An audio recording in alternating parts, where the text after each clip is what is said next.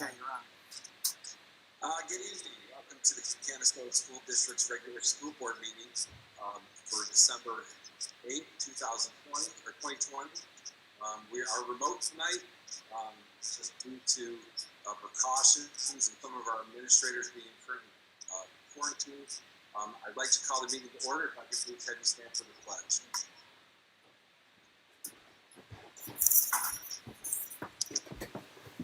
I pledge allegiance to the flag. Allegiance to the flag. To the republic with the state. One One nation, nation, under God. indivisible, with liberty and justice for all. Liberty and justice. Thank you, Mrs. Madison. Jamie, I did. Sorry. No, not a problem. So we have a lot of people on here. I want to try to get an introduction. I'm going to start with our board. So Mr. Lauren Crosby, our vice president. We're waiting for Mr. Tim Bazan. I think maybe he's having some technical issues. Mr. Wes Hood is on. Mrs. Debbie New, Mrs. Kathleen Niles, and Mrs. Tracy Quinn. Along with, and I'm going to try to get these all on, is most of our administrators are also on tonight. There's a presentation that's going to be there.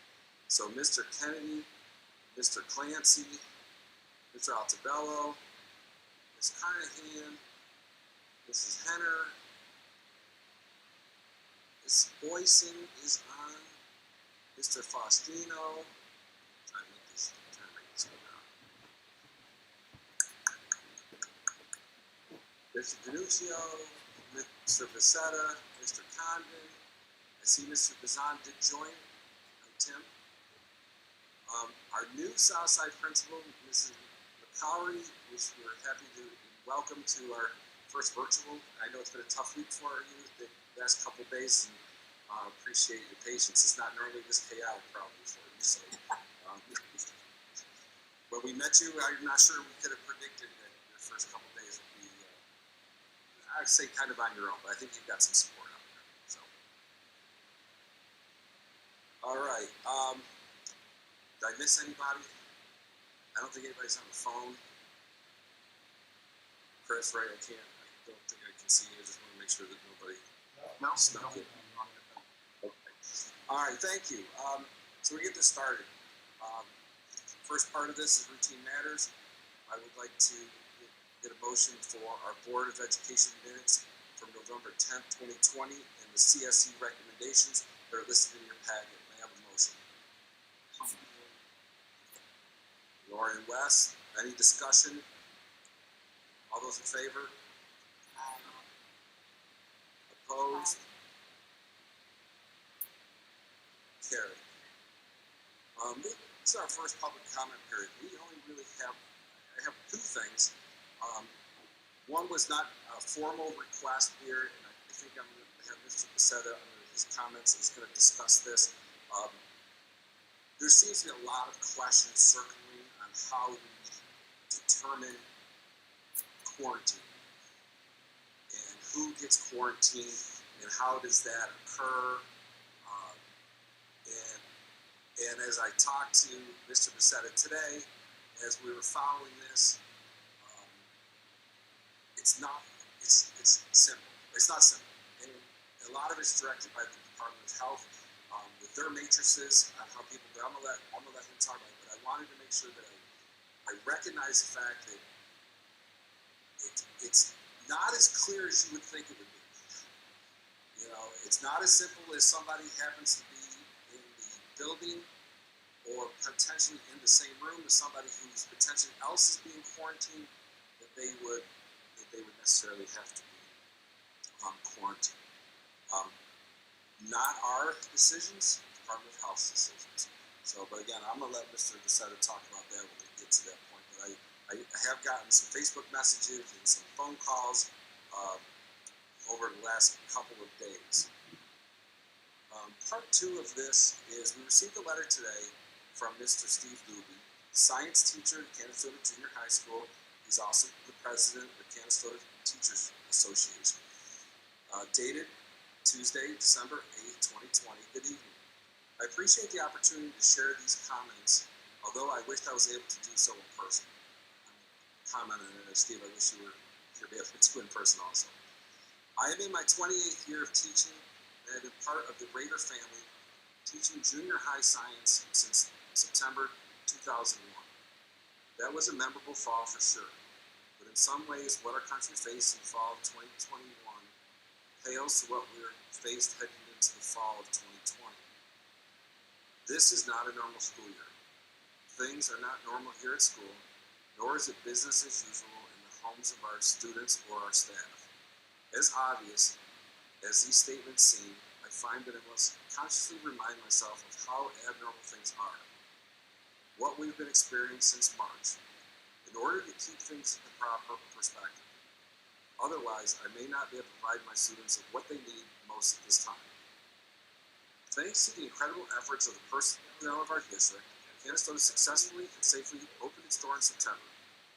With more planning and hard work, we have been able to restore full in-person instructions for grades K through 6. For those students, the schedule at least is, quote, back to normal. The structure, however, within that schedule remains very, very different from how things looked in December of last year. Remember the good old days. Currently in my teaching world, we follow the hybrid schedule, working mostly through Chromebooks, even when the students are physically in front of me. It is different and it is strange, and I can't say that I like this format. With few hands-on lab, no real group work, no sit with your partner and share ideas. Most of this cooperative learning and social aspects of what we normally do in junior high land have to be put on hold for now due to COVID-19. I walked around 712 complex the other day. It was great to visit with some high schoolers that I haven't seen in a while as they sat in separate tables in the tunnel, 6 feet away from one another, having lunch. Nothing is normal about that. I bring this up because all of this, what we've been experiencing for 8 months now, is taking an emotional toll on our students and our staff. And I want to make sure that we are providing people with what they need most until our COVID school days are behind us. District initiatives are important, building goals are important, but our people must remain a top priority. I had hoped that my colleagues and I were beginning the hang of this by now, feeling more comfortable and less stressed. The honest answer is we are not. And I think many of our students are in a similar place. Mrs. Boyson shared results from a recent survey of teachers and students at last week's high school faculty meeting. Responses indicated that more people are feeling worse emotionally now than they did a month ago. The similarities between the needs and the challenges faced by both groups are striking. Struggles with time management, feeling of isolation, sadness over missing normal yearly events, stress over workloads and deadlines, frustrations with technology, juggling responsibilities at home and at school. I worry that many of our students and teachers are struggling to stay afloat. So I would urge caution as we attempt to move forward with district initiatives and goals, as this were a typical year. This will not be a normal school year. Canastota successfully implemented a plan to protect the physical health of our school communities. The social, emotional health of our Canastota families should be the next priority until things get back to normal. From our vantage point, as an experienced teacher and as the president of the Canastota Teachers Association, I see a need to put our people above our programs. Not because academics and new programs are unimportant, but because our people are more important. The extras this year should be focused on supporting our people through the added stresses, struggles, and difficulties created and amplified by this pandemic. This year, more than any other, we must invest our time and energy into nurturing the personnel connections in our Raider family, something that this district has always prided itself on. Respectfully, Steve Luby. So I thank him for saying that. We'll get a response back to him officially, and either via meeting or that. All right, the next part of our agenda here is the presentation. This presentation is our quarterly building goals update. Mr. Becerra, I'm assuming you're starting this. Yep, I can start. Fortunately for everybody, I'll just talk briefly and you can hear from our building principals. But we are excited about being able to share our progress on our stated district goals. As you know, this has been a work in progress over some time. We wanted to make sure that we had the K-12 capacity to frame our priorities and our goals, to try to present it in a consistent manner. We presented these goals a couple of months ago at this point. And our plan is to continue to minimally on a quarterly basis provide the board with an update on where we are in these goals. Now, included in these goals are a lot of things that are directly related to COVID. And certainly we understand that this year looks different by necessity from any other year that we've ever experienced. However, we also realize that in our job as educators, we need to do the best job we can to still help kids learn, to provide them the emotional supports and the academic supports as best we can so they can succeed. So things like having specific and measurable goals is not going to go away because these types of things are an essential foundational component of what we do.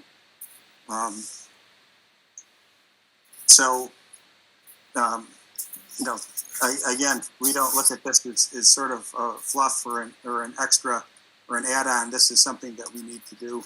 Looking at our data, looking at our performance and our action plans and our ability to be vertically coordinated, those sorts of things are not extras. And I think people understand that this is foundational work. If we don't have that happening and we don't talk about specific goals, then we don't really have any idea of what are we doing. We do not have the luxury of operating as independent contractors. We need to operate under one umbrella. So I think what you're going to see tonight is an update from our principals, talk about what's happened since last they presented to you, and also give us a glimpse into what's coming in the future, most specifically at it's sort of our midwinter update in a couple of months. So I will turn it over to Mrs. Carnahan. I believe she's going to start us off with Peterborough. So Ms. Carnahan. Thank you, Mr. Becerra.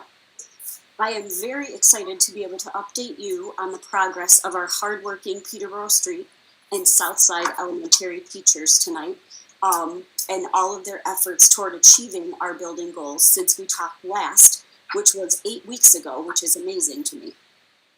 So the summary slide that you're looking at right now for K3 is in response to goal number 3 for us, which is that 80% of our students will be reading at or above grade level by the end of the school year. I have updated guided reading level data to share with you tonight. We will have Ames Web Plus data to share with you next time, which will address goals 1 and 2 once we have completed winter benchmarking in January. So as you can see, we have very favorable progress toward meeting our goal of 80%.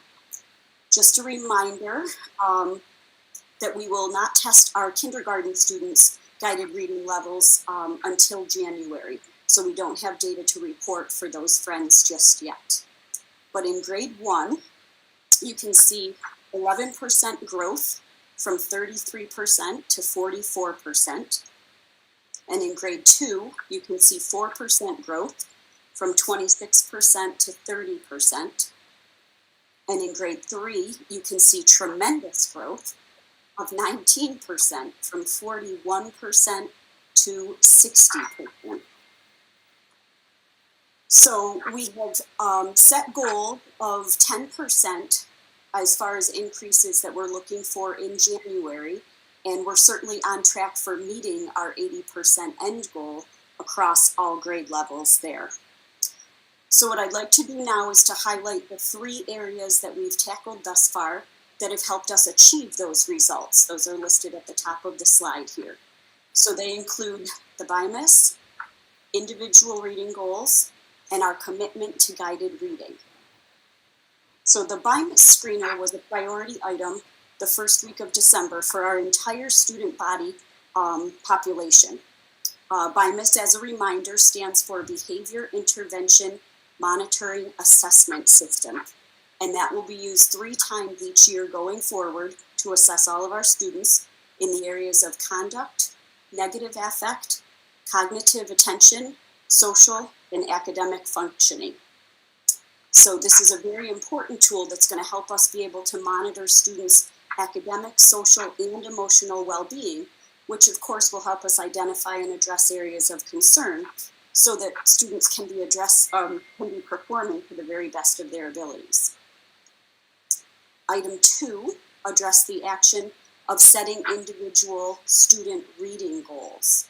So we are finalizing a template that will be used by teachers and students going forward for setting individual reading goals throughout the school year.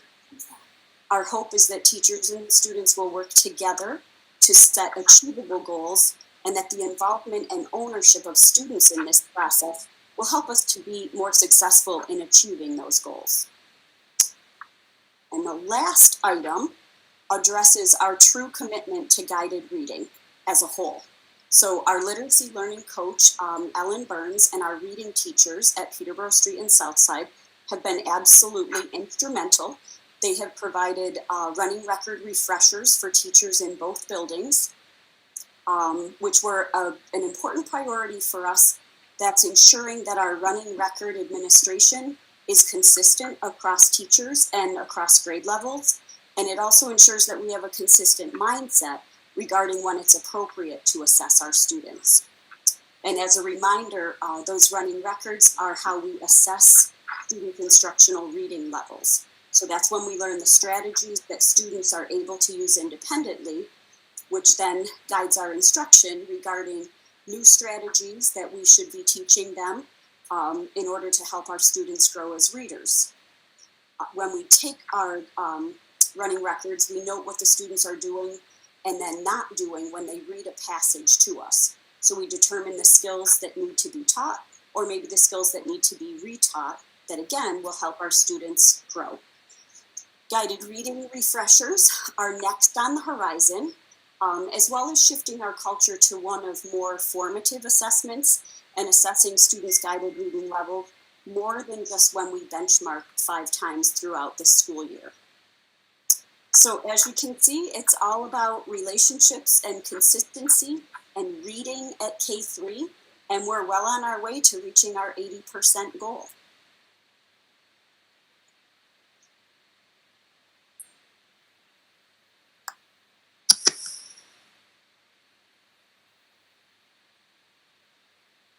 I gotta find my unmute button.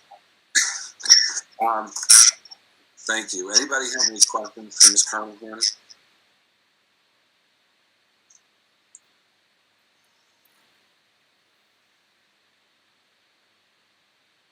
Definitely great progress. Thank you. I do. It is very good progress. But quickly on the second grade, obviously you're only the 4% versus the 10 that you were looking for. So my question would be is that are we looking for a total of 14% going into the November so that we're not decreasing the percentage?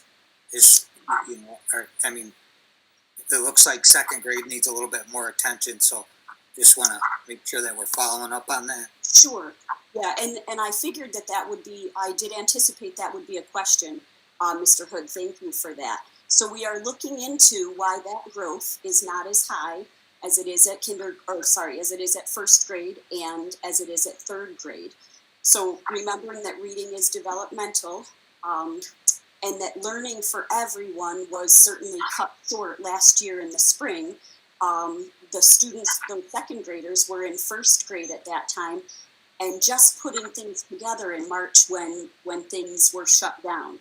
So we refer to March as magical March in the elementary world because it's a huge, huge time of growth. Honestly, from March to the end of the year, which were all of the months that we lost instructionally, or that face-to-face instruction and in-person instruction, that looked and felt a lot different.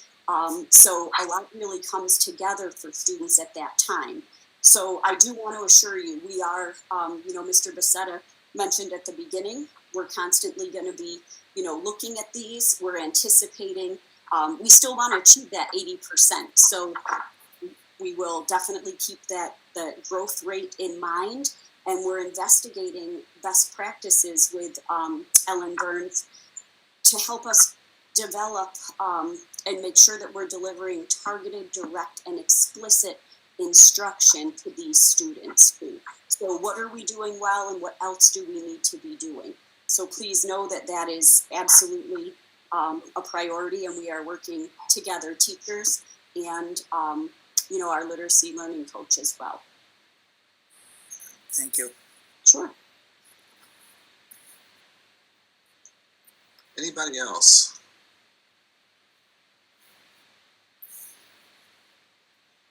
All right, thank you. I'm going to ask anybody who else is on the phone here for the next presenter, if you could mute your, you can mute your Google Meet here so that we don't get any feedback.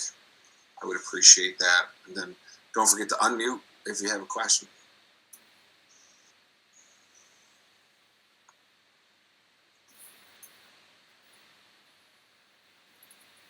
Good, Bill, you ready for Robert Street? Good. Good. Thank you, Mr. Becerra. Thank you, Mr. Dad, for this opportunity. Robert Street continues to find ourselves really juggling two things: our designation and our SEP development and our goals, as well as our school goals. Just to circle back, we've had two successful and very productive meetings with New York State and our thought partners who have been supporting us over the last 3 years. We just recently had one about a week ago and got a lot of good feedback on not only Robert Street, but really our initiatives across the district in terms of accountability, engaging teachers in professional development, and received a lot of feedback, and we're going to be following through with those.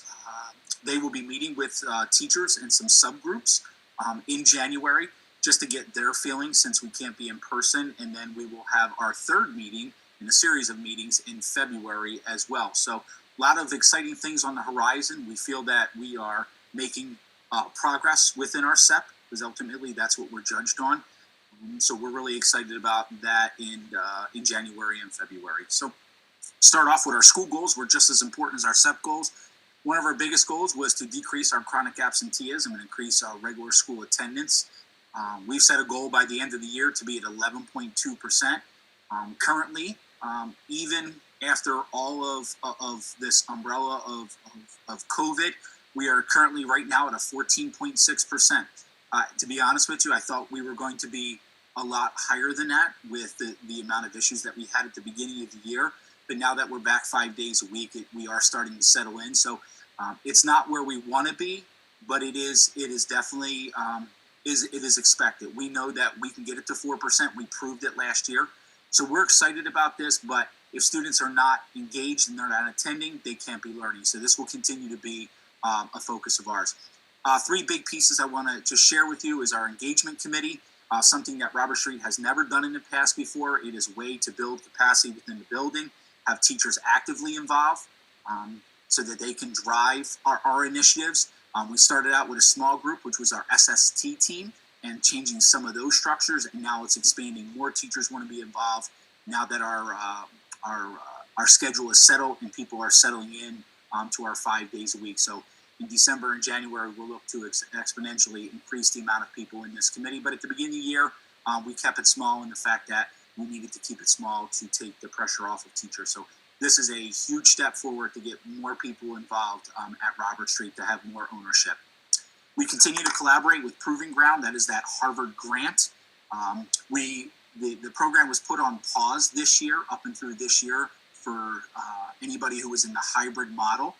But now that we're back 5 days a week, we have our regional meeting this Friday, and then we have our needs inventory on the 18th, and then we will be reset to launch in January now that we're back 5 days a week. Really exciting. They're providing us with a lot of interventions that we've already applied. And those particular ones are our wellness checks and home visits, our daily attendance phone calls, and then our parent-principal conferences. One thing I want to point out is that daily attendance phone calls has really paid off for us. Before, it was a robocall, and that was very impersonal. You were not speaking to somebody. So now we go through the daily attendance, and we make those phone calls every single morning. So a lot more personal. They know that someone cares about their child, and they understand the expectations. That's been really, really helpful. Our wellness checks with Officer Bob and Officer McCormick have been absolutely fantastic. He has really stepped out of his comfort zone to support us. So that's been really some things that we've done differently this year in terms of goal number one. Our goal number two, which is our effective instruction, was to increase our growth and achievement in our Ames Web Plus. Those benchmarks will be happening in January. So no evolving data right now. But a couple of things that I want to point out that we are doing differently this year. We have our targeted data dives with Ellen Burns, our literacy coach. One of the great things that have come out of this is that we have more focused AIS groups. So, as we talk about, it's not enough to just do activities. What are the student outcome? And we have some focused groups in terms of our AIS, which has never really happened before. It was allotted by classroom and by convenience, and now we're targeting with specific skills. As Mrs. Carnahan said, everything is more specific and purposeful. A lot of coaching and professional development cycles that are going on right now. We're working with Jody Popple for mathematics, Ellen Burns for our literacy, and then Becky Kopp, another Canastota friend who's back to support us in our special education after our audit last year. So really exciting times that they're going to get on-site professional development as well as coaching every single month. A really great step in the right direction. I think, Mr. Bazan, you asked the last time, and I didn't have a chance to respond to you because we were moving through the meeting. You had asked, what are we doing in terms of the state assessment? Since that's the benchmark, that's what we're being measured on. What are we doing specifically? Oftentimes, they were called the mock rehearsals, but now they are called assessment rehearsals. We'll be doing a reassessment rehearsal in January and March. To find out where our students are in relation to those standards in the New York State assessment, and then we'll be driving our instruction based on that. So, Tim, I wanted to point that out. I thought that was a great question the last time, and we had already previously addressed it. I just haven't had an opportunity to kind of fill you in on that. The company is called Rally, and they have the best product out there that will prepare our students to take those New York State assessments. And so we have those. We'll be conducting that along with Southside, so that vertical congruence is going to happen. In terms of those rehearsals, often called mocks in the past, but these are more called rehearsals because it's more of an action planning piece. Our third goal is to really focus on our social emotional learning of our students. We know coming back from a COVID year, we know our students are struggling with quite a bit as long as their families as well. And so we want to increase that awareness of that learning, but we also want to decrease our office referrals. We've been able to do that, but I think those numbers are a little skewed in the fact that we only had students in the hybrid model. So I want to keep that with a grain of salt, but our total referrals up and through when I created this presentation, which was 2 days ago, was a total of 10 referrals from the entire year. That's a huge step in the right direction. When I arrived at Robert Street, Mr. Crosby, one of the biggest things you said was, we've got to get the behaviors under control. To me, this is a testament to the teachers and their hard work that we, right now, up and through December 8th, we only have 10 referrals. So a huge step in the right direction. And again, the support from Mr. Bassetta and Mr. Clancy with really implementing the restorative processes. A couple of things I want to point out to you is our daily restorative circles. We have kids talking with teachers and connecting with them every morning from 7:50 to 8 o'clock. It has paid dividends. We also use our recovery room. In the morning, we have a bridge program. Students that are struggling when they come in are able to utilize this room before they go into the classroom. And also at the end of the day, Mrs. Supa has done a wonderful job. We really couldn't exist without her. So a testament to her. We've been able to tackle some social emotional concerns through our Think First, Stay Safe and our Raider Wednesday, which was a huge success for us. And then once we come back in January, we'll be looking to mix those after school programs into a part of our structure now that our Raider Wednesday has been filled in with our 5 days a week. And then as Ms. Carnahan said, the BIMAS 2 inventory has been absolutely fantastic. One of those outcomes, we've identified 3 students that were at high risk, and we've already got them connected with counseling through many of our programs and partners in the community. And so that BIMAS has already paid dividends when, in fact, we may not have known that those kids were struggling just in our observation. So the BIMAS 2 has been a really great step forward. So just one thing I wanted to point out for there. So. And that is it, and I appreciate your time.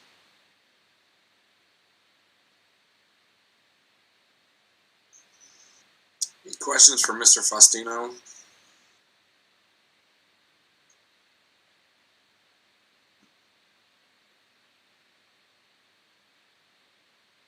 You got off the hook tonight, Mr. Faustino. That's okay. That's good. You know what, though? I can appreciate that. I want to be as clear as possible. I think the one thing that I want to really focus on is really that chronic absenteeism, a huge piece. The numbers isn't exactly where they are, but we have, like I said in a parent letter, we have a lot of time to get there, and I think we're in much better shape than other things. But I don't want to lower the bar either. So to be determined, and hopefully I'll have even better news as we continue to have these updates. So I appreciate your time. Thank you. I think Mr. Altabello, you're up. I think.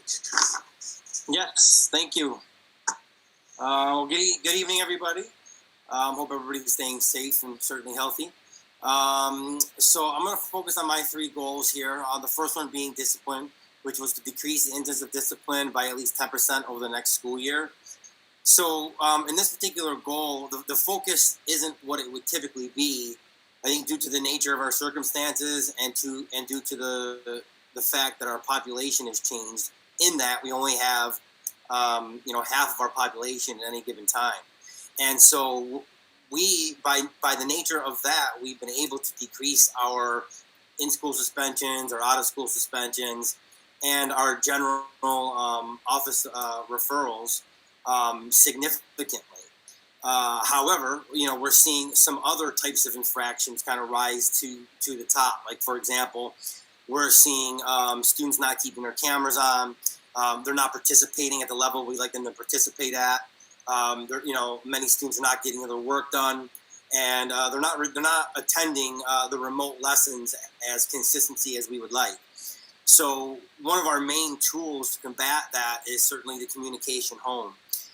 We've asked teachers to communicate with at least five students per week at a minimum, and to document all their interactions. And through our pre-observation and observation process, we've been able to see that documentation. A lot of them are using Google Forms. Some are using notebooks, but nonetheless, they're bringing those, and they're showing us all the different contacts they're making home, which is critical. We've asked for some parent meetings. Unfortunately, we do have several parents who have not shown up to those meetings to discuss their kids and to help us develop a plan. So we're going to continue to push for those meetings in the efforts that we get a better turnout of their child or of their children. One of the things that we really need to be focusing on right now is our virtual engagement strategies. We're time is of the essence right now, and for many reasons, and time is hard to come by. So I've been trying to make it a point to get out some virtual engagement strategies and some related articles, so that people can do some of their own reading, some of their own personal, professional development, if you will, to grab some strategies, implement such strategies. We're also going to continue to look at some best practice shares once we can get through some of the information that we've had to get through at all our faculty meetings. So we're also looking at changing our Wednesday structure. As you know, that this is a district initiative, and starting on December 16th, we are going into a fully remote model on our Wednesdays in an effort to engage all students, not just a fraction of the students. While engaging that fraction of the students was helpful for those students, we recognize the need to engage the rest of them. And so we're changing that Wednesday structure, and then we're modifying our 10th period structure so that we can provide opportunities for those students who need it during and after the school day, I should say. So we're looking at a 10 period model or an extended school day on a Monday and a Tuesday, and then we're going to utilize Wednesdays and Thursdays when teachers have them available and when they're not in meetings to also be available for students. One of the things, as everybody has mentioned so far, has been the BIMAS implementation. That is certainly a wonderful tool to help us identify students. One of the things I'm proud about that our staff has been doing has been to identify those students in need even prior to the BIMAS. And I say that because one of the issues was some of the questions were very hard to answer because a lot of our teachers don't feel like they have been able to develop the same kinds of relationships that they have with students like they typically have. So, so some of them were finding some of the questions to answer difficult.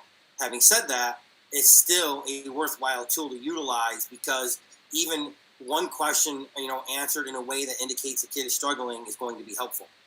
So we've implemented that. We have our English department looking at incorporating some social emotional learning initiatives within their curriculum. So there's more to come on that. That came out of a recent meeting about Wednesdays, actually. And they thought that they could kind of implement some social emotional learning activities and embed some of that right into their curriculum, again, in the English department. And then we've had some restructuring of our grade level meetings in our MTSS process. Mr. Kennedy in the guidance department put together this heads up form. So at this time I'll ask, yep, there it is. Thank you, Karen. This is the heads up form, which is intended to help us streamline our conversations at our grade level meetings. It's also intended for us to collect data and to identify what interventions are working and what interventions are not working. So this particular document is completed before the grade level meetings, which also gives us a focus for those grade level meetings.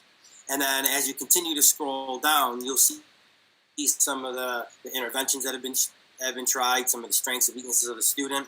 And then you get to this piece, which focuses on some of the academic interventions as far as related to reading and writing, memory, motor skill development, and at the bottom, the social emotional piece. I'm going to circle back to the social emotional piece because what we're finding through some of our in-house surveys is that the social emotional piece is probably our biggest issue right now for both students and staff. So I would like to circle around to that after I finish talking about my third goal. So there you have the discipline piece. Again, it does look different for us because of the nature and the circumstances which we find ourselves in with COVID. Our second goal was to increase grade level proficiency for both math and ELA. And to do that, we are looking at the grade level proficiency on the STAR assessments and the benchmark assessments. And what's important in doing that process is to really look at our data analysis. So teachers have been tasked with looking at their STAR assessment reports and then identifying where some of the weaknesses are as far as it relates to students testing. And so what we have found was that we do have some significant deficiencies as it relates to our standards in both math and ELA. And we've talked before about vertical alignment, and we do believe that the deeper we get into some vertical alignment on a K-12 basis, that some of those gaps are going to be filled. But one of the things that we really wanted to tackle, and one of the questions that we really had while we were looking at some of the data was, which do we focus on? Which of these areas of deficiencies, as it relates to the standards, do we focus on? So we decided on an approach where we're going to take. Well, I should back up. So the STAR assessments are broken into levels. They're, for ease of understanding, it's broken into like a red, a yellow, and a green level. Red being a deficiency, green being you're in good shape, yellow meaning you're on the cusp. So we looked at their red levels and said, okay, we have some gaps to fill here. What do we do? And we talked about taking a gap that's near the yellow level and taking a gap that is significantly deficient and focusing on those two first, so that we can move that one that's close, we can move it up a level, and so that we can take the one that is more significantly deficient and begin moving it up that ladder. So that's our approach right now, while at the same time certainly focusing on all the other things that we still need to do as it relates to teaching, learning, and our instructional practices. We're certainly focusing on our walkthrough process and identifying targeted items to be looking at. Right now, we are focused on our posted learning objectives and or essential questions and or I can statements. And we are focusing on that and ensuring that those are being carried out throughout the lesson, as well as at the end of the lesson, coming back and circling back to those objectives at the end of the lesson. We also have a quarterly assessment analysis and action planning. And I wanted to focus on this because although we've been using this for some time now, at least especially the data part, I want to focus on the questions at the bottom of the page, because if used as intended, this will allow us to do several different, it's multifaceted. So it allows us to identify weaknesses and really look at our data, and it allows us to action plan, and it allows us to put those actions, into our classrooms, to put those plans into our classrooms. And then the final piece there asks about literacy and what teachers are doing in their classroom to incorporate a literacy component. And so some of those general literacy components that we focused on are complete sentences, because a complete sentence is a complete thought, restating the question, and using targeted vocabulary, content-related vocabulary into some of the responses. So as I get these back, I'm looking at the responses to these questions and seeing what teachers are doing. And then at pre and post conferences, we're asking, talk to me about your targeted deficiencies. What have you done? Is it working? And then to kind of wrap up that part of the conversation, provided that the quarterly assessments are being used, especially for those students who have state exams, state or regents exams, they should be using some of the word banks that are associated with the many software programs that we have. For example, Castle Learning.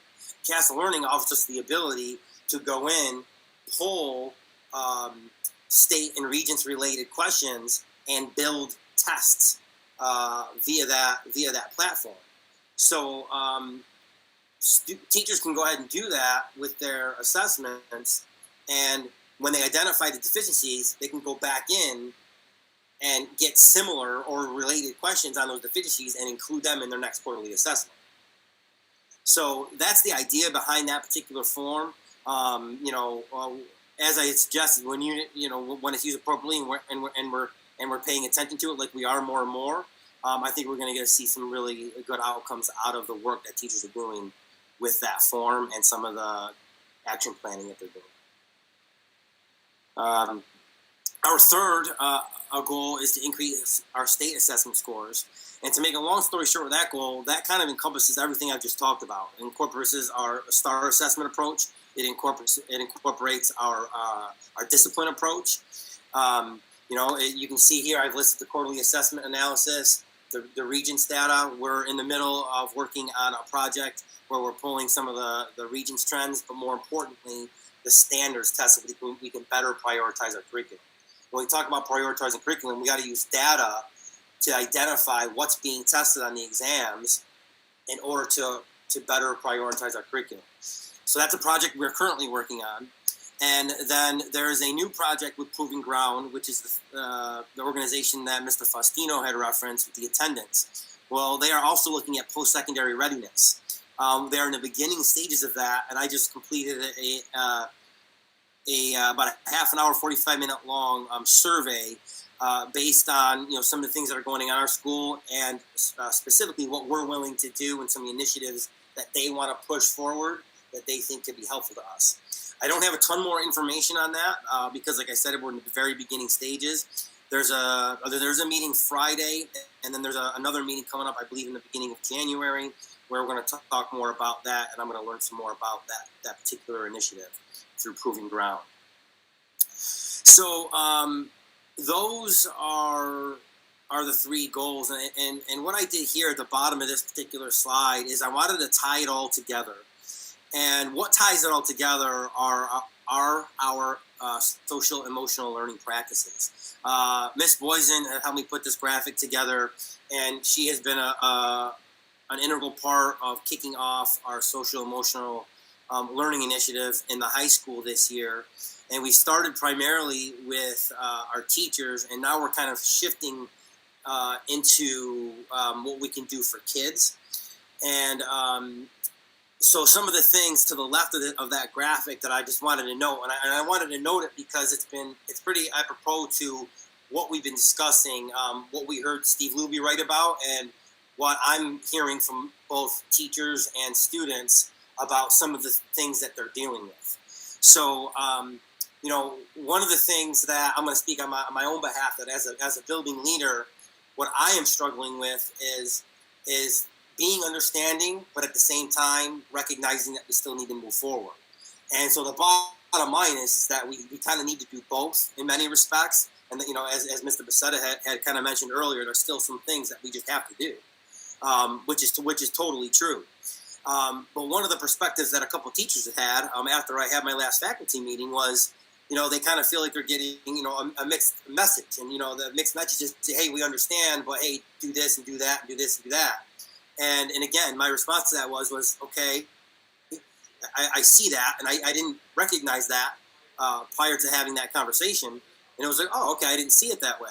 And so the conversation just continues, because I don't think there's a good answer except for to try to be understanding, try to tackle some of the needs of our teachers and our students, but at the same time, recognizing that we still need to move some, these initiatives forward. So it's a very delicate balance, especially right now, because people are feeling overtaxed, and I think some of them are feeling, even these things that would be normal in every given year, they feel like it's being added because of the nature of the circumstances, even though there are things that we would be doing otherwise. So I think it's just a delicate balance, and I think as we continue to talk about that and come up with ways that we can kind of address how people are feeling, I think we're going to hopefully get to a better spot. Certainly teachers are feeling the pressure of the state and region's pressure while they're losing instructional time because of the nature of technology issues and the fact that things are taking a little bit longer. Students are really worried about homework and classwork. They're worried about, attending their class meets when their technology shuts down or their Chromebook kind of bogs down. People that, have heard the term business as usual, but we all know it's not business as usual. But yet we still have to keep moving forward. And many people are just struggling. They're struggling with keeping up, and they're struggling with developing the relationships that they typically have in any other given year. And so I say that just so I really not only identify and recognize it, but more importantly, to talk about the importance of our social emotional learning and to talk about the importance of our social emotional health. Those things are probably never more important as they are right now. We had several students who needed some significant mental health help these past couple weeks. I'm proud to say that our staff, is trying to go above and beyond. But it hurts to sometimes say is that, we need more access to some of the tools and some of the community organizations and things like that to really give the help that I think is needed.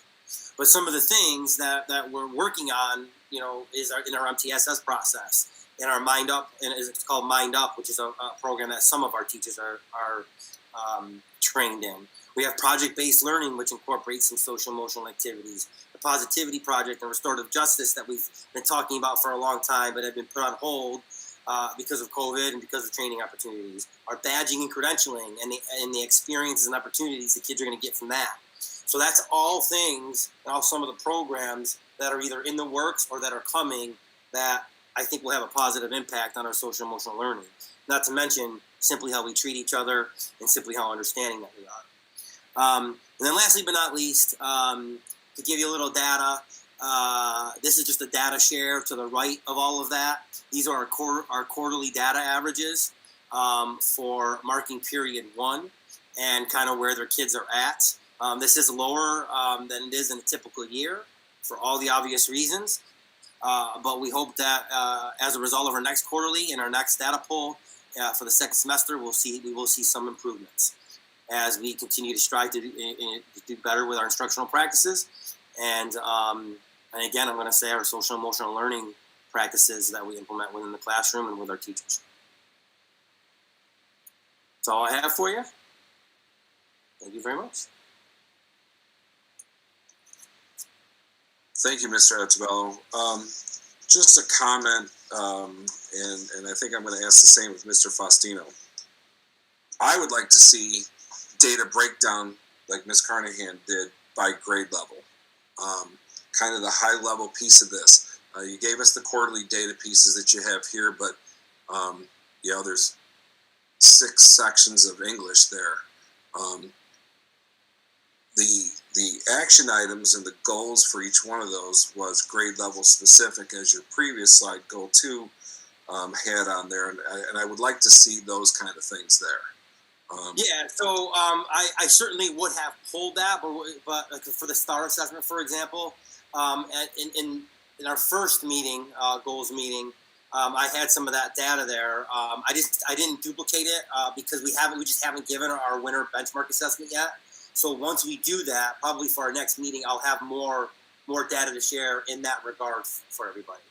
Thank you. Yeah, just as far as we do these going forward, to make sure that you've got some progressive data by grade level so that we can actually see those. Yep. So I should have that for STAR assessment. I should have that for quarterly assessment, and then I'll have that again for some of the discipline as well. All right. And the other thing on the last point that you brought up concerns me. You seem that there's a lack of community services that you need for our students. And can you address that specifically about what aren't we getting, I'm assuming from the county or from BOCES or from whoever. Where is that and what is pending there?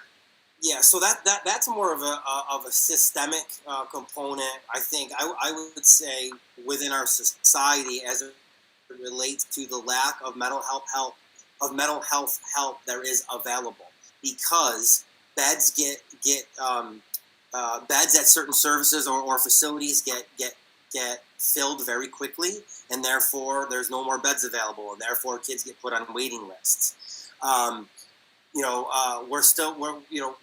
We simply don't have enough services for the number of students that we have needing who are mental health crises. So if you talk to our guidance counselors, if you talk to our social workers, they would all tell you the same thing. So sometimes it's just a challenge to find those things. So we certainly find ourselves looking at all the different organizations available, Catholic Charities, SPOA, Liberty Resources, DSS, CPAC, so we're trying to tap into all of those things. But I can tell you, we had a handful of kids recently up at Golisano. There are only 8 beds at Golisano, and we had 4 of them.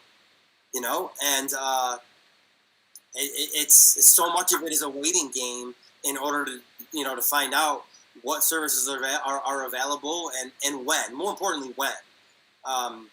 And sometimes it's not as timely as we need it to be, and kids are really struggling right now.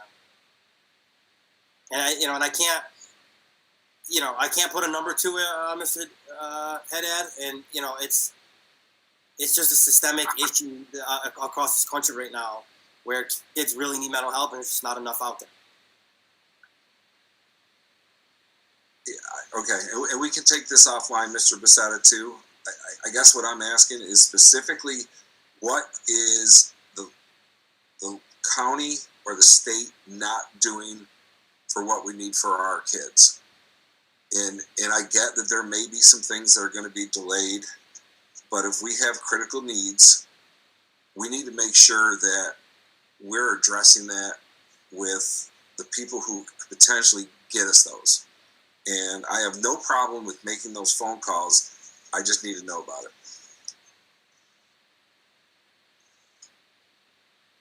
Okay. I mean, I can certainly we can get some lists and you know we can build some stuff together for you. That shouldn't be a problem.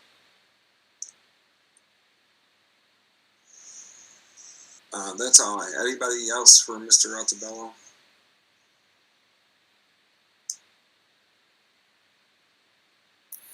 I guess I will say that. Yeah, Bill, real quickly, in regards to the disciplinary section, yeah, I've seen the emails that have been going out to the students and the parents in regards to the student and parent as well as the staff accountability. I like those. I think they're very important. But I also think we got to make sure that, and I think you are stressing it, but it needs to be stressed that there are no free passes. They still have to do the work. They're not going to learn if they do not do the work. And, you know, being home, I understand that everybody's having a problem with that. But we are giving them the tools.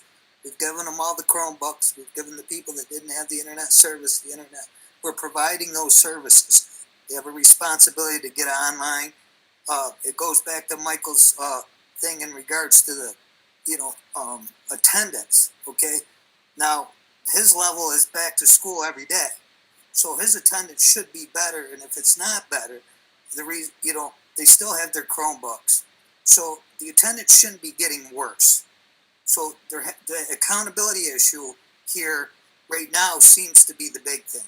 Is people got to understand that we still have a responsibility to teach, to learn, and to move on. None of us like what's going on by any means, but we all have a responsibility. And those emails, I think, are very important. So I appreciate those. Thank you, and I couldn't agree with you more. You know, we're dealing with several issues. One of it is a social emotional health. One of it is just simply not getting engaged.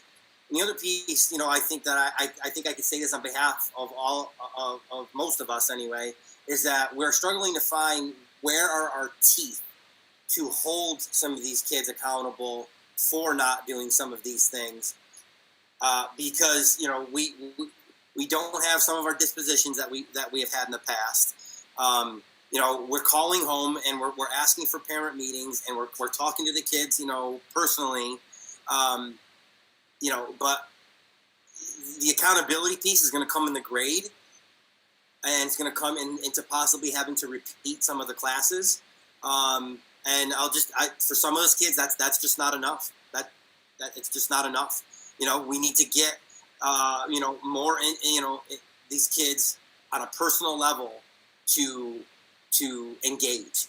And that's been a very, very big challenge for us, especially with some of the dispositions that we no longer have because we can't enforce them. Very difficult, especially at the secondary level. I took that question and this topic to my SPAC group, and they were all talking about having similar issues. Not really having much teeth, but now starting to do what they're calling driveway visits. Which is kind of like what Mr. Faustino says, doing some home visits, with Officer McCormick and so forth.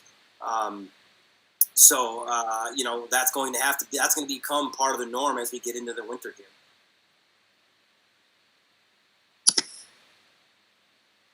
Just a couple of things I would add to all of this, and really there were three things I was thinking of. Everything we've been talking about, I think, is further evidence of why, more than ever, in these types of situations, it's important to have a specific goal plan, which means goals, which means specific action plans and targeted performance goals. That's how that's what anchors us, and that's what's going to keep us on track. And, by having those goals, it magnifies the fact that some things are going to be out of whack, and it causes us to look at why and what can we do about it. And so I would make the argument that more than ever, it's important to do this, and it's really about finding solutions. So that's one point. The second is, I think there's also a recognition by most people that everybody is everybody's job looks different, everybody's life looks different, and quite frankly, we do need to work hard. I don't know a person who isn't working harder under this environment, and we need to in order to get the job done. So I think, fortunately, most people understand that, and they understand that we live in difficult times. And, you look at the people, the doctors and the nurses and the EMTs and people who are working in stores and keeping things afloat. Everybody is having to do things. So that's our challenge. To me, that's our challenge. As Mr. Hood was saying, we still need to move forward. We need to still have high expectations and find a way to get things done. That's not to say there aren't obstacles and challenges, but that's what separates districts, communities who have the mentality that they're going to find a way versus districts and communities who make excuses. I want us to be in the category that, yeah, we recognize excuses. We're not naive to the fact that we have challenges, but we're going to find a way. That's our job, and that's our responsibility. And the final point that I would make is our focus needs to be to control what we can control. And this goal process is going to help us understand what things are within our control. We can talk all day long about the things that are challenges. And quite frankly, anybody can talk extensively about things that make our life more difficult in these times. But I'm really hoping that this goal process will keep us focused on what are the things that we can control. There might be 1,000 things over here in this, in this area that we don't have control. There's a lot of stuff that we can control. It's a choice. And collectively, I think through this process, this is going to help us make it easier to make the choice that we're going to be about finding solutions. Again, that's the only way I think that we're going to come out on the other side in the spot that we want to be in. So we will find that balance of trying to support all these things and being aware of some of the challenges. But bottom line is, we got to find a way. And that means hard work and putting our heads together and not making excuses, and putting our nose to the grindstone and doing what's right to do the best job we can. So hopefully this can be a good tool for us as we go into the upcoming weeks, whatever they end up looking like. I just want to say, I want to thank the principals for their work in putting this together. It is a worthwhile process. It's a lot of work as we evaluate these things, and it's worth it. And I want to thank our staff who are working hard to rise to the occasion and really do good things for kids in spite of the fact that we have these challenges. So thanks to a lot of people who are working hard to move us forward.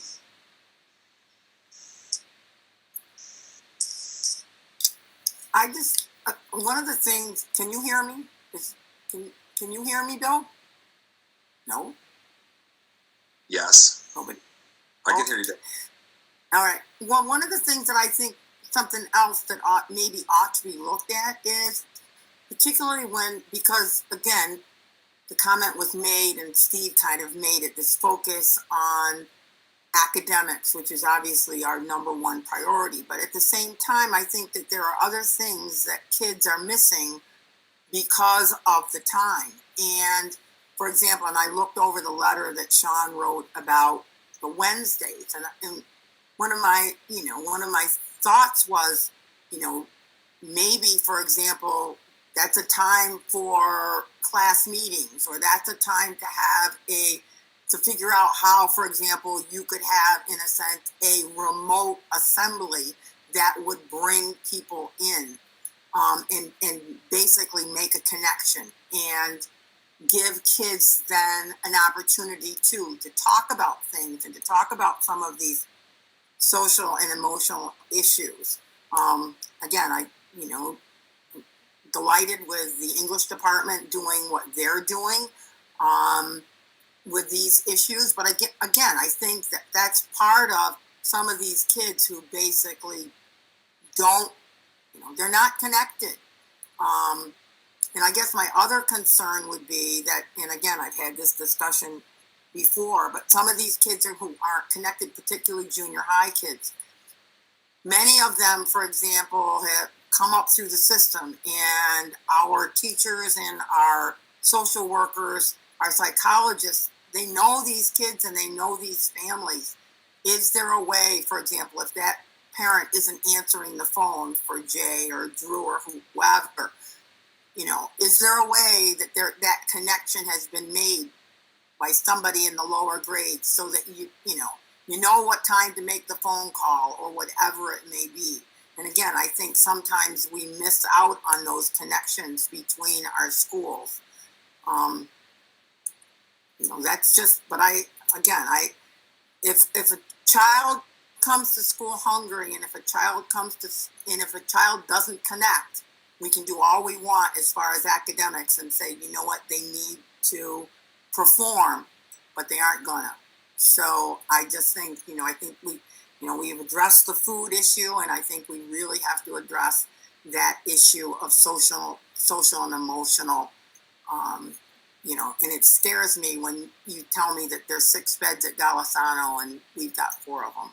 That scares me.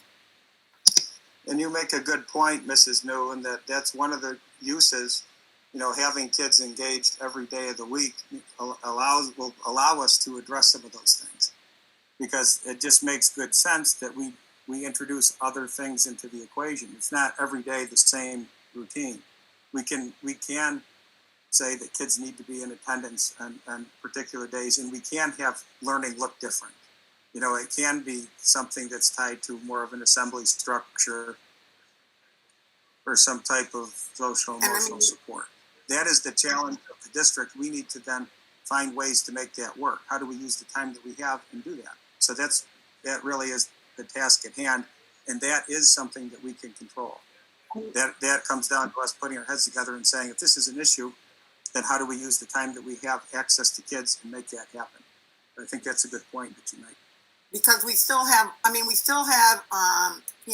Otis, right? So in other words, can he help us do things? And again, I think that we have people on staff that, are, who really connect or who have ways of connecting. I mean, I think about Jake Smith and all that he can do as far as, technology is concerned. Are there other ways that we can connect? And again, those are just ideas that I have.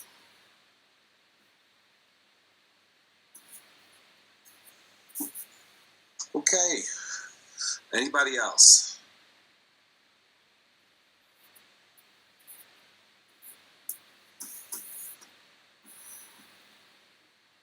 All right. Again, as Sean, I thank you to the administrators who put this together for us and pulled all this data together, being here tonight with us also. So I appreciate that. Anything else on this presentation? Okay, I'm going to move on to, there is no old business. I'm going to move on to new business. Board members, please, don't forget your microphones are probably muted. So just in case we need to make some motions.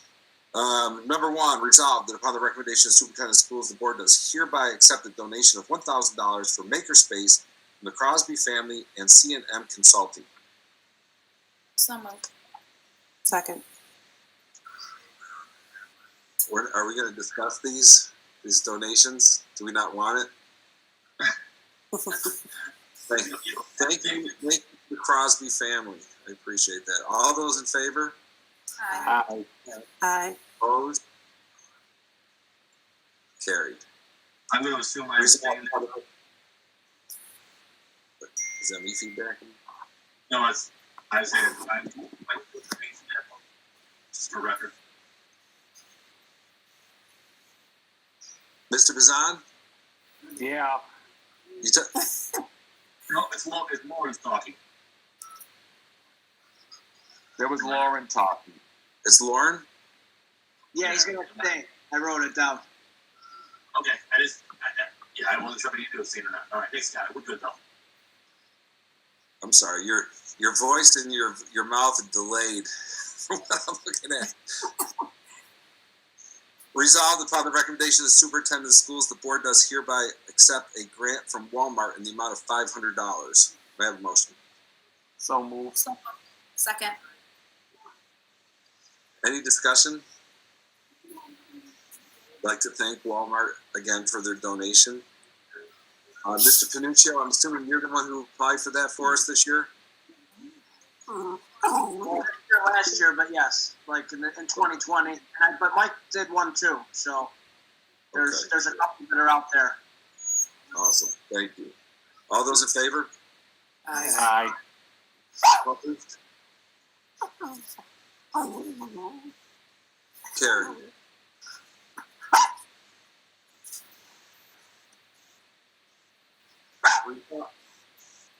Resolved upon the recommendation of the superintendent of school, the board does hereby accept a donation of $500 from Rome Federal Credit Union for Tracy Malone's classroom grant. May I have a motion? So moved. Any discussion? Yeah, Bill, I just want to just take an opportunity to thank Lauren and his family and his company for donating that. It's going to go a really long way. The second one was the Walmart, which we just received not too long ago, which was a really good. It just was very timely. And then the Rome Teachers Credit Union was another $500 for our makerspace. So we really feel like we can move forward. We didn't want to lose the momentum this year with having to individualize everything. So we think we have a good plan. The room is back in order. It's socially distanced. And we think we can continue to keep that moving forward. So I just want to thank all of those folks for all that money for Robert Street. Thank you. I believe I had a motion and a second for this. So all those in favor? Aye. Right. Opposed? Carried. Resolved upon the recommendation of the superintendent of schools, the board does hereby approve the agreement from Pre-AI Dive Solutions Consulting Service. May I have a motion? So moved. Second. Discussion? All those in favor? Oh, Honestly, for this explanation, I couldn't recall exactly what consulting was. Nick, you want to? Yeah, pretty creative. Yep, pretty creative name. It's creative. And what it is a transportation company. They come in and they analyze all of the aid that we get and how to maximize it. So it's one of those situations where we've done in the past where it doesn't cost us $1 unless we get $1. So if we can get a couple $1,000 or more, then we'll pay them a percentage fee for it. But if they don't find anything, then it's no cost to the district. Good. All right. I want to double check. Thank you. Yep. all those in favor? Aye. Opposed? Carried. Resolved upon the recommendation of the superintendent of schools, the board does hereby approve the 2021-22 budget development calendar. May I have a motion? So moved. So, Okay. Any discussion? All those in favor? aye. Opposed? Carried. Committee report. Safety? No, we're gonna meet Thursday. Virtually? Yeah, right, Nick? Hello? Yes, virtually. Policy? Policy met this evening prior to this meeting tonight. We just went through a couple quick policies. There's some updated legal speak with some new state ed requirements. Nothing too groundbreaking. One was regarding the acceptance and admission to school. Another one was some updated language, the education of the district. One thing the board is going to see, check your emails. There was one policy that we were going through that talks about the updates to attendance policies within the district. Not much has changed. However, there was a insert from legal aid and recommendation from the state to have a sort of incentive plan recognized within the policy. So we wanted to get your guys' feedback, the rest of the board's feedback, to how we wanted to address the incentive type program with regards to attendance policy. So that will not be on the agenda next meeting, but you should be getting an email with regards to that just to peruse over just for discussion as we head into the next group of conversations. Any questions for policy? Academic committee?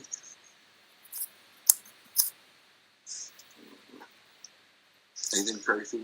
No, nothing, sorry. That's okay. Facilities, Ross? Facilities, we have not met, but I do have some good news.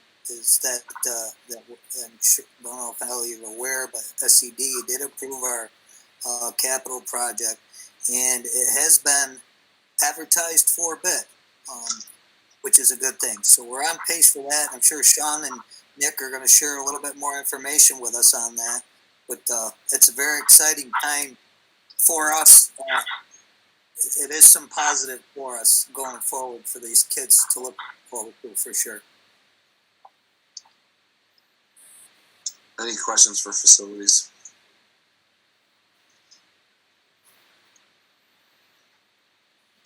Audit has not met. I did want to give a couple of updates.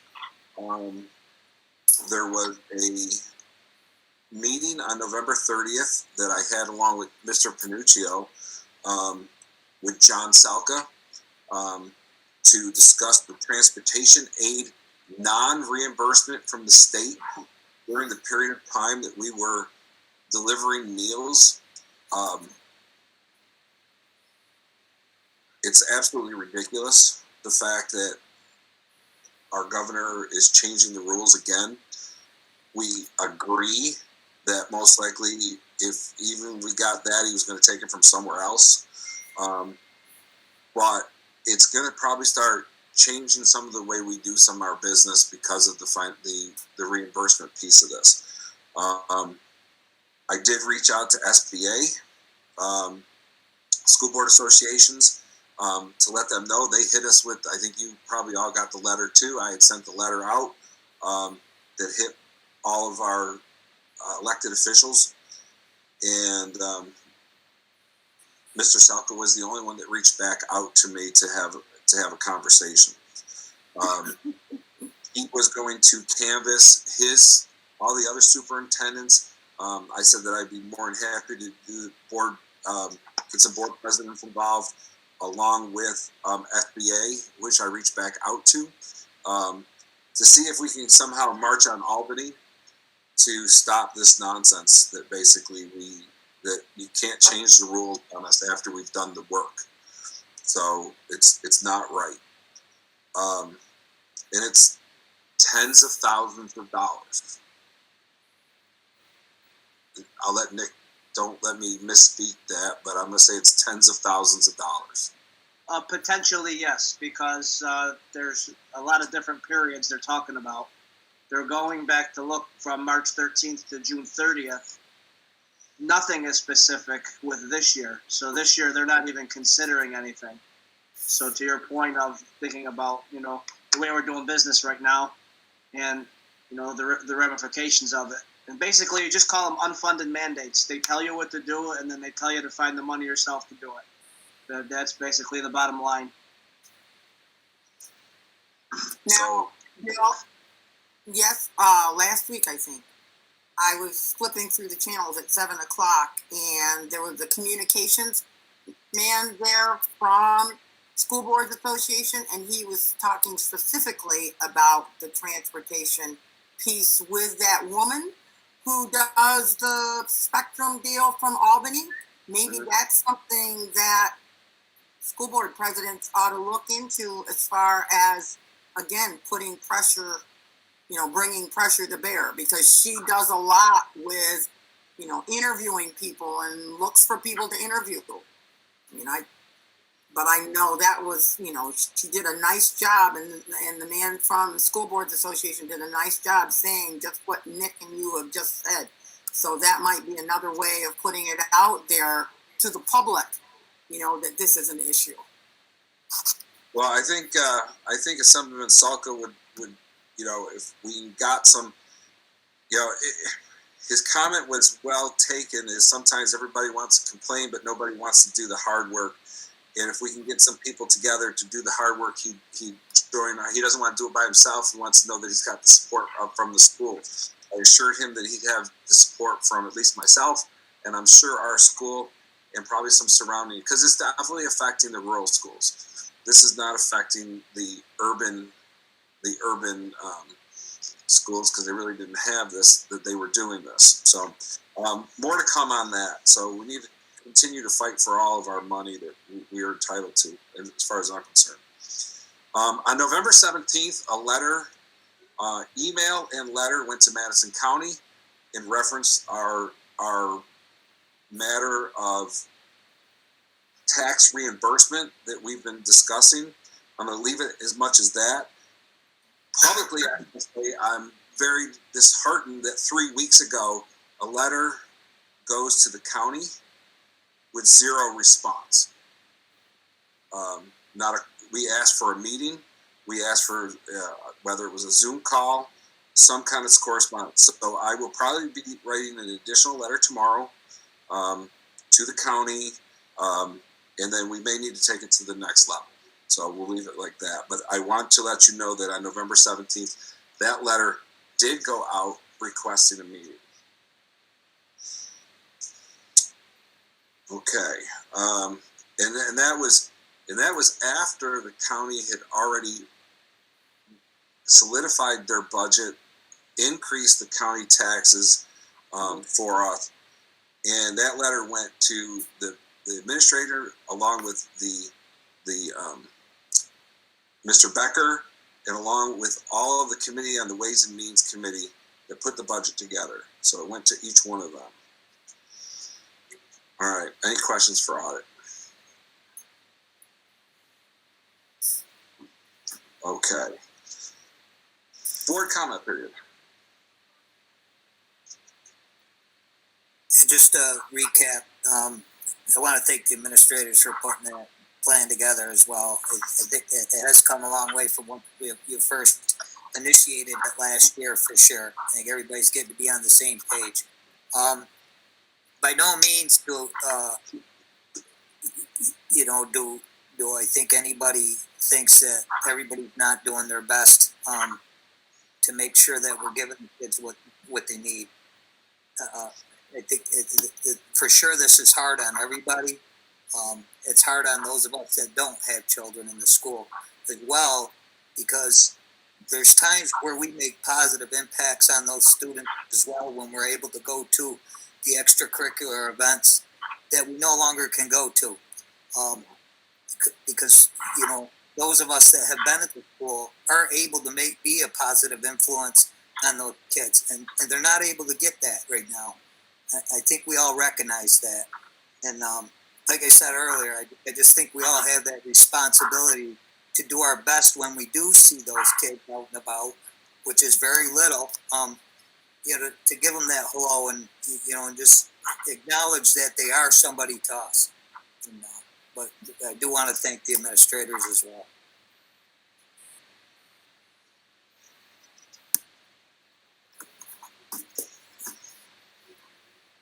Anybody else? I do like being with you guys in person, by the way. I like it better. Superintendent's report.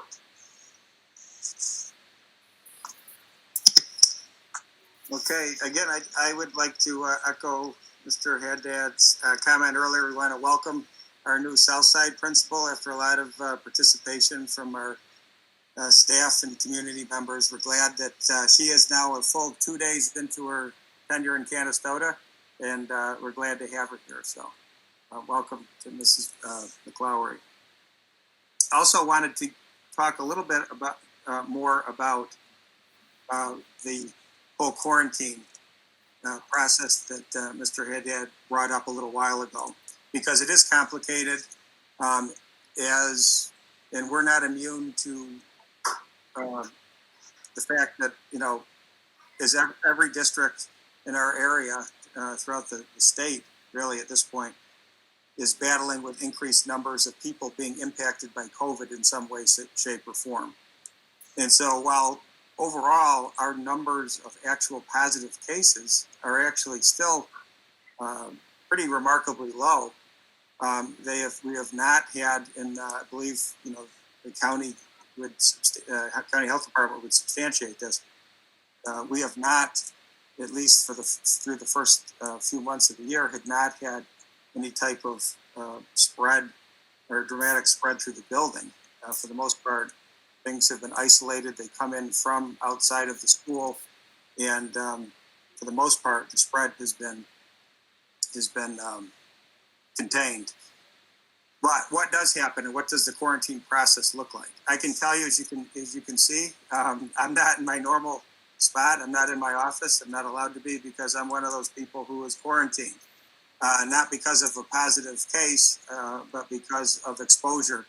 As we had put out in a note last week, we had a positive case in the district that impacted a number of our administrators, including me. So unfortunately, as someone who's not thrilled with being on essentially house arrest for a couple of weeks, I'm sort of not too thrilled, but abiding by the rules. So how do they determine that? I can tell you from somebody who has now been the subject of a tracing and also has helped in working with the county health department to determine who would in fact be quarantined, that it is a complex process. And we wish that we could make it as simple as saying, if this happened, then somebody is quarantined. It's not that simple. All along, dating back to the summer when we started having informational sessions on this subject, we talked about the fact that the honest answer is it depends on each individual situation, because there are so many factors. Included in those factors are how long somebody is in contact with somebody who is positive for a very specific period of time. So, the health department will use various factors to determine what is the period of time in question. They're able to isolate it from, to this range of days, if it's a day or 2 or 3 days. So that can vary. So what was the frequency of the contact? Was it over multiple days or just one day? What was the distance between you and the person? Was it within 6 feet, or were you 20 feet apart? Were you inside or outside? Were there masks being worn or not masks being worn? So there's a million different factors, all of which play into that decision. So I want to make it clear that some things have changed over the course of the last few months, and some things are exactly the same. Things that are exactly the same include the way that we coordinate with the health department, and that we're not quarantining people. We're not making those final decisions. What we have done from the beginning and continue to do is provide the health department, who are the experts, with the information that they need. So our role is really to expedite the process. So we will gather class lists. We will gather bus route information. We will gather those types of those pieces of information, and combined with the information that the health department gets from the people who are actually positive in that case, we'll put together the big picture puzzle. The health department will then weigh in, go through those lists, and tell us, okay, this person needs to be quarantined. Their start date is here, and their release date is here. This person, this group is okay. They were not. That there was not enough exposure period, and so they are not quarantined. What has changed? So I guess my point is the process has been the same all along. We are a provider of information of relevant details to the health department, who are the decision makers. Whenever we oftentimes we will hear from the positive family or staff member. We will hear from them before we hear from the county. So we always will turn around when we have that information. We will then contact the county and say, we now are aware of a case, and then we look to them to give us direction. We know that sometimes it crosses counties, and so there's an additional level of complexity in that, we have people from several different counties, and so we're having to coordinate, and our health department has to coordinate with them at times. So what has changed in recent weeks is the fact that there has been such an exponential rise in the number of cases in Madison County in the last several weeks that it has become impossible for them to keep up with the level of contact with people who are in quarantine as they typically would. To give you some context, for many weeks, for the first several, the first month and a half of school, the county was averaging in the single digits of positive COVID cases. Okay, so they were able to manage that. Now, just in one day, I know some of the recent days we've had, and you'd have numbers that are in the 40s and 50s or beyond for one day, just one day of new positive cases. And so when that happens, not only are you dealing with a positive case, and not only are those people having to be checked in every day, but all of the people who would be tied to them and need to be quarantined have to be communicated with. So what's happened is, and one of the concerns we had as a school district was we would talk to the county and they'd say, okay, this class needs to be quarantined, or that bus needs to be quarantined, or these teachers or these, these people need to be quarantined. We typically weren't the ones who relayed that message to them because technically we don't have the authority to quarantine somebody. We were concerned that we knew it. Before, it wasn't a problem because the health department was able to almost immediately, and they did a great job of this for many, many weeks, would reach out very quickly and get in touch with people. Now that isn't necessarily the case. So when we look together and they give us their assessment and say this class or this bus needs to be quarantined, we now have the ability to relay that information to those staff members or family members. We can now say that we have reason to believe that you have been exposed and therefore you will be quarantined. The county will be informing you of your status and will be providing the paperwork to document that. But by doing what we're doing, we've been able to cut the time down in between knowing that they're going to be quarantined and being notified by the county, so that we can hopefully minimize the exposure and the spread of COVID within the community. So I think it's a positive thing. It just means that the initial contact when somebody's being quarantined may now very well come from the school nurse or a school administrator or some other person who is acting on behalf of the school to be able to relay that information. So nothing has changed as far as the decision-making process. That is still a decision that the county helps us with and gives us their decision based on the collaboration and sharing of information. But now we have this additional role of being able to relay that so that the time is much, things happen much more quickly. An example of this is over the weekend, we had a number of students who were going to be quarantined as a result of a transportation department exposure. Being able to notify those students, which we did on Sunday, and I want to thank several members of our team, including Cindy Clark and Maria Campbell, who were working for hours on Sunday, making those contacts to families, thereby protecting them and protecting the school from further spread and allowing the district to be able to still function. So that is the goal, to be able to try to work with our students as long as we can in person. We don't know, we don't know necessarily what the future holds. It changes by the minute when we might get a call. but I think we've done a very consistent job as far as how we've viewed each of these cases. And so we'll continue to do this. The only difference, again, is that you may be getting a call from a school person telling you that you're going to be quarantined by the county.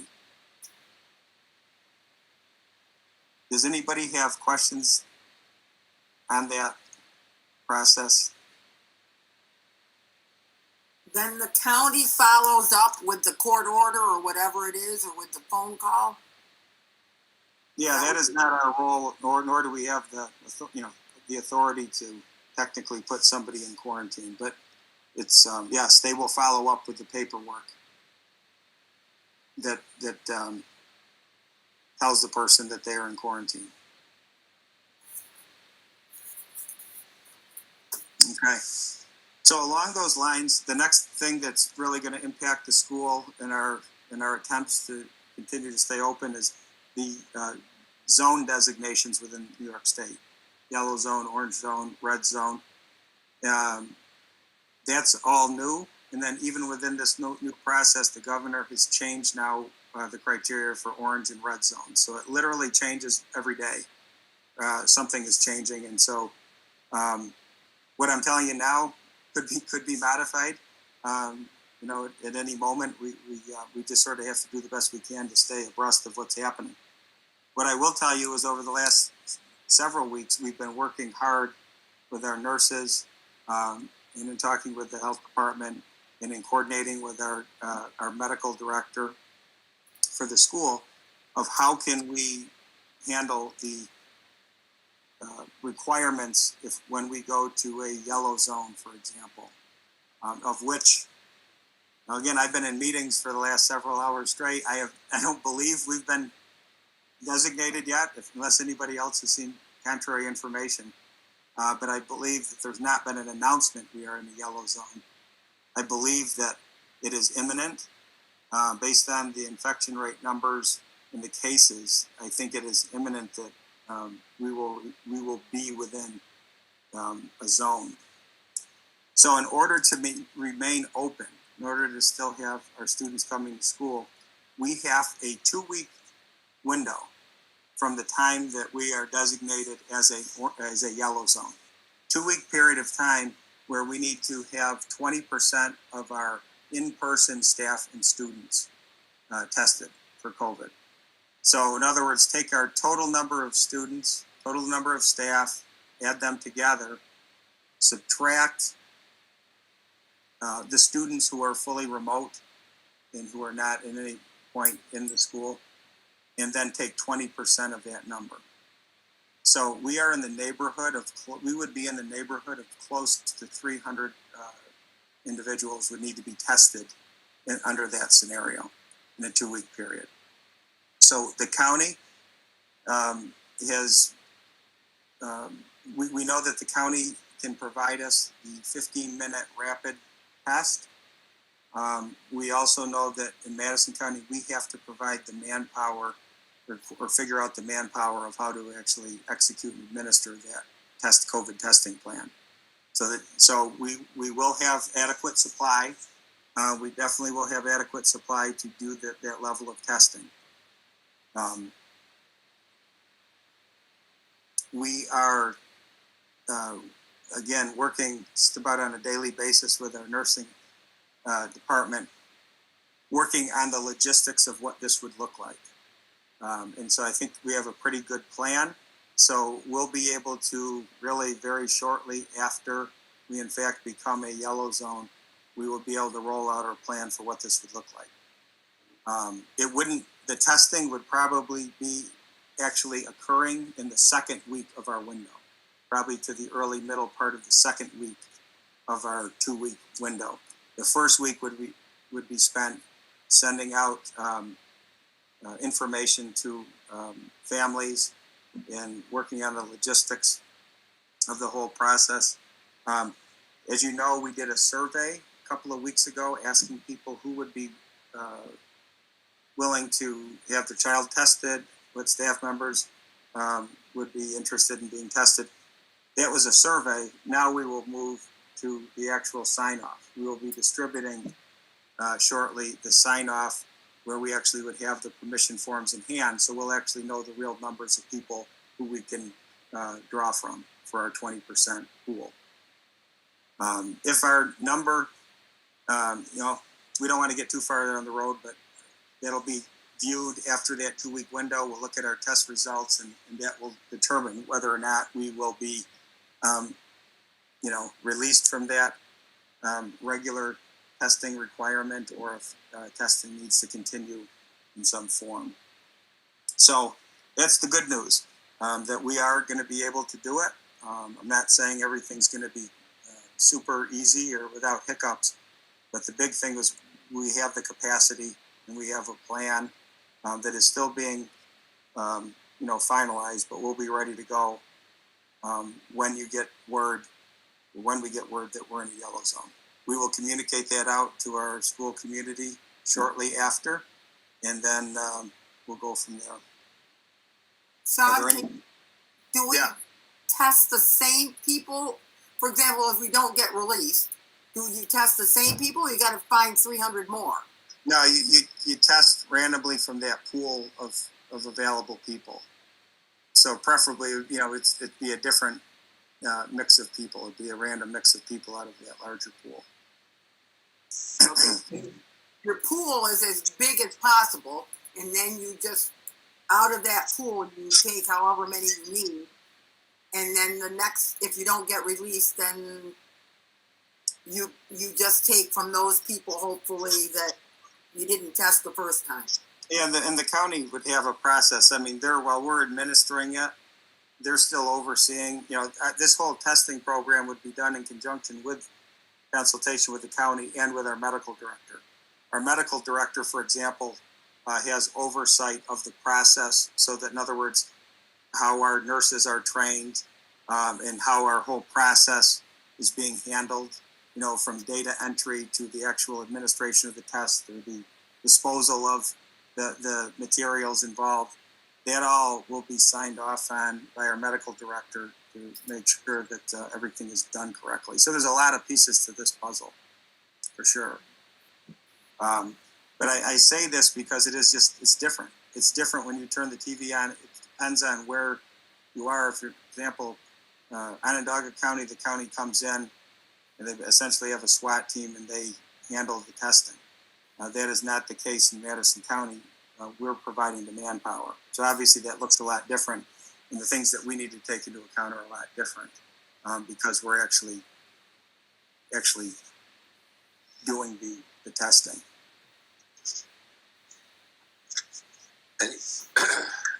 Any chance that we could, since Syracuse is closed, that we could get some of those people to come do ours when we go there? I think we should be as creative as we can be with getting people here. And we've talked about that. We've talked about what are some of the other supports that we can use in the community. Because technically, like, for example, people who are actually doing the test, they have to be a licensed medical provider. I think that's the term. It's close to the term. But yeah, I think it's a good point that you make, because the circumstances around us in the big picture change. And so some groups, areas, they might not be needing the same level consistently. There may be opportunities to look beyond our borders and leverage some of those, contacts. Sure. Are there other questions or comments related to the testing or the quarantining or any of that stuff? I don't mean to talk so long about it, but it's really has dominated a lot of what's we've had to think about in recent days.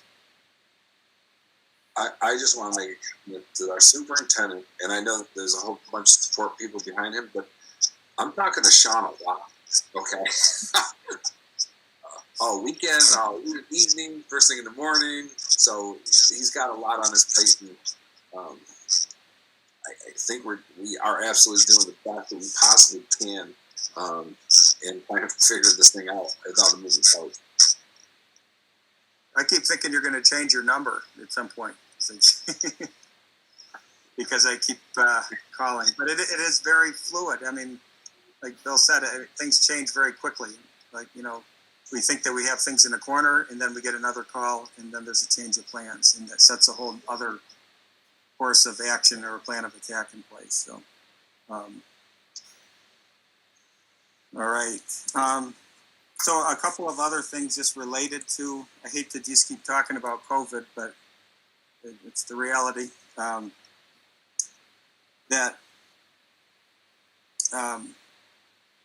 some other things, like sports, for example, there's still a lot of unknown.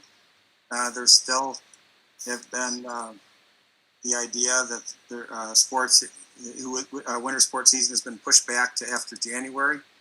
That's like a lifetime away now, the way things change. So we'll have more information in the coming weeks, but certainly it looks ominous at best as far as the prospects of being able to have anything close to a regular season. Anyways, that's something that's still looming on the horizon. And I think as far as this whole what's called Fall 2, which is the March and April season, and then the spring season beyond that, that's way too far out to know really where we'll be. I'm sure a lot will be dictated by what happens in the next, month and a half. We are on track to continue our phase-in of trying to get kids back in school or engaged as much as possible. As you know, our plan was brought back our K-3 students in October to daily in-person instruction. Last month, 4-6 started back with daily in-person instruction. And as we've talked before, it was not possible due to spacing limitations to do so with the junior senior high. However, a big part of our analysis over recent weeks was how can we engage more kids, even if not in person, can we do so remotely? And so beginning on December 16th and going forward, the Wednesday students will still be remote in the junior senior high, but will be engaged in the regular period by period schedule. Now, obviously, I've heard a lot from a lot of different people on this.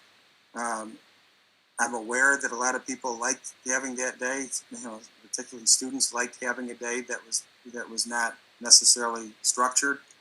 However, for a variety of reasons and that were outlined in writing,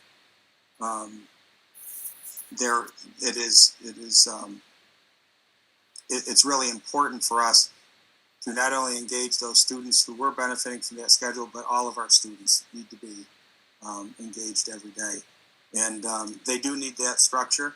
And we need to be conscious of the fact that the state has put out a guidance document at the beginning of the week reiterating the fact that there still is a 180-day school requirement, that districts are still supposed to show an attempt in good faith to meet the 900 for elementary and 990 hour of academic engagement.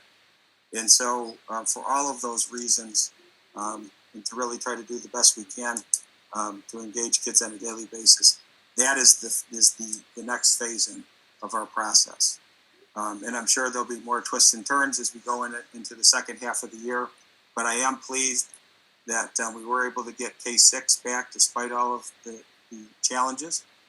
And I am pleased that I think this is a positive move to have the Wednesday, a more specific Wednesday schedule that will allow for things like Mrs. New was referring to earlier. We can be creative. We can engage kids in creative ways and address some of the things that are challenges. And we can create pockets of time to address a number of the concerns that have been brought up.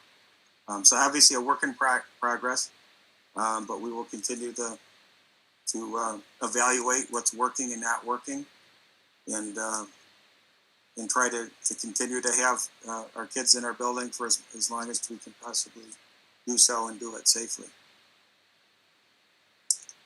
Final thing wanted to mention is just a follow up to Mr. Hood's comment earlier. We are very happy that we're ready to we're going to be going out to bid. Bid period will be open through mid-January, through mid-January, so that we're looking very realistically at being able to have work actually starting under the capital project in as early as late winter, early spring. So even as COVID is firmly on the radar, work is moving ahead, and looking forward to addressing these facility needs for our school. And that's it for me. Okay, thank you. Any questions for our superintendent?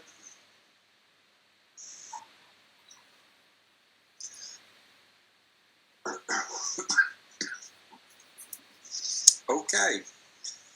Moving on. Personnel recommendations. All appointments are pending clearance on fingerprinting. There was no resignations or retirements. Permanent appointments. Resolved upon the recommendation of the superintendent of schools, the board does hereby approve John Kopp's amended permanent substitute teacher contract for the 2020-21 school year. May I have a motion? So moved. So moved. So moved. All those in favor? Aye. Opposed? Wes, Hey, Wes. Yeah, I'm good. Thank you. Opposed? Carried. Resolved upon the recommendation of the superintendent of schools, the board does hereby appoint Christine Morris as a permanent substitute teacher at $33,000 pro rata at the remainder of the 2020-21 school year, effective November 30th, 2020. May I have a motion? So moved. Tim, Second. all those in favor? Aye.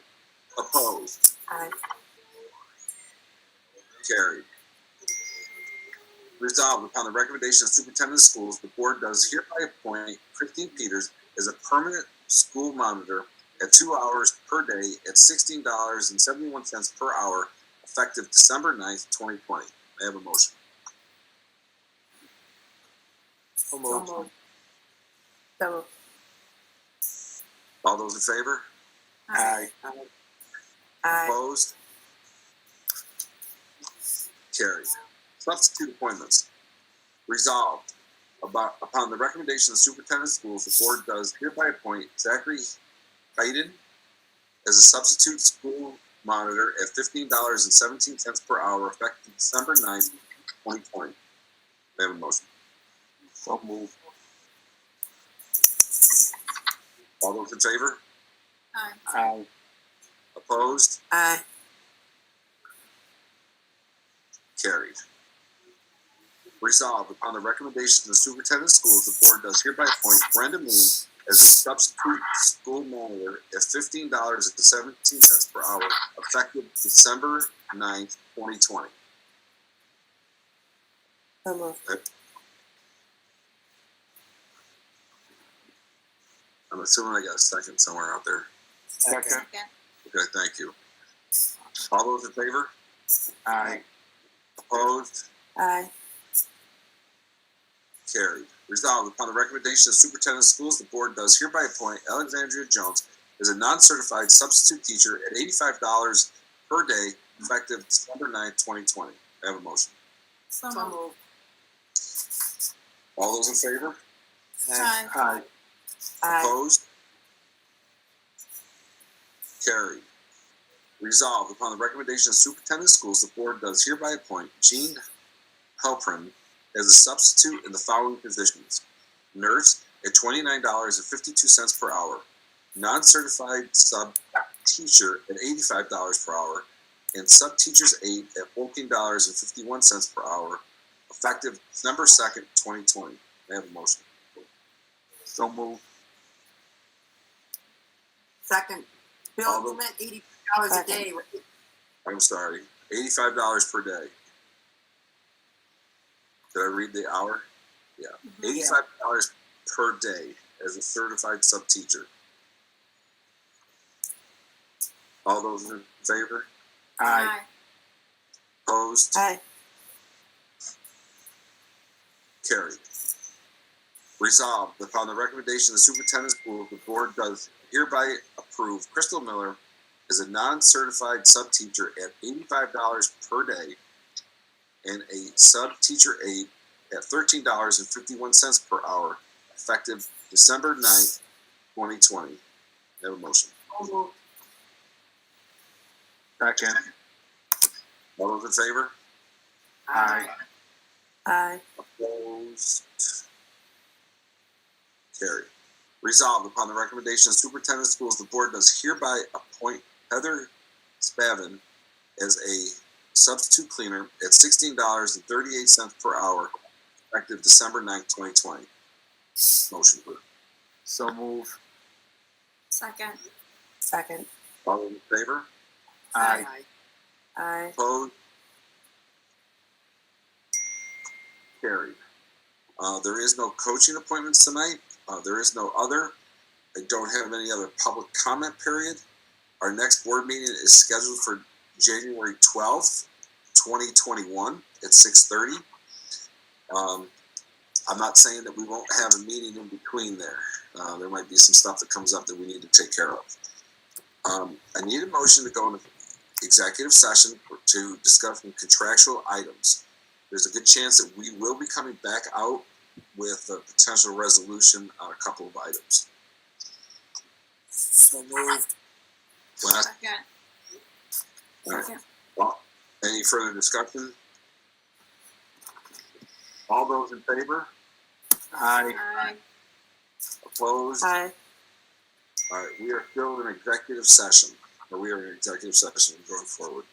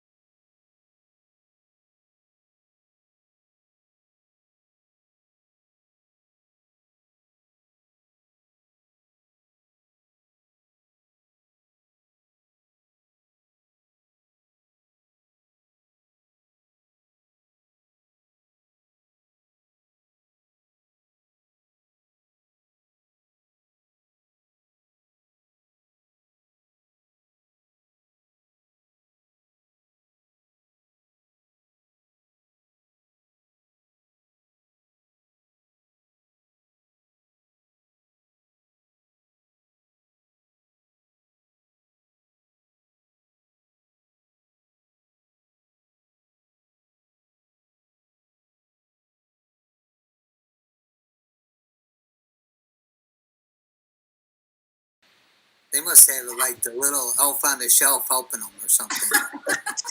I see it behind you, Tim. I see it. Where is he? Is he here? I know he's there. I'll set Mr. Head in. All right, thank you. All right, so we have returned back from executive session. We have a resolution resolved on the recommendation of the superintendent of schools. The board does hereby amend the 2020-21 student program calendar. May I have a motion, please? So Second. Okay. Any discussion? Sean, I'm assuming that we'll go ahead and we'll get those things out over the next week with the updates on that. Yes, yep, we're gonna get a letter out to everybody in the next couple of days. Okay. All those in favor? Aye. Opposed? Carried. I guess I would like to just wish everybody a very Merry Christmas, good holidays, a safe holiday, and we'll be back in January for our regular board meeting. Okay, so if I don't talk to you guys, I haven't had a good holiday, but I have a feeling I will be. Merry Christmas, you guys. Thanks, everybody. Bye. All right, can I have a motion to adjourn? So moved. Come on. second. Right, okay, any discussion? All our presents, right, have to be delivered to Southside By next Monday. Monday, right? Monday. All right. Monday. All right, have a great evening. Thank you very much. We're adjourned.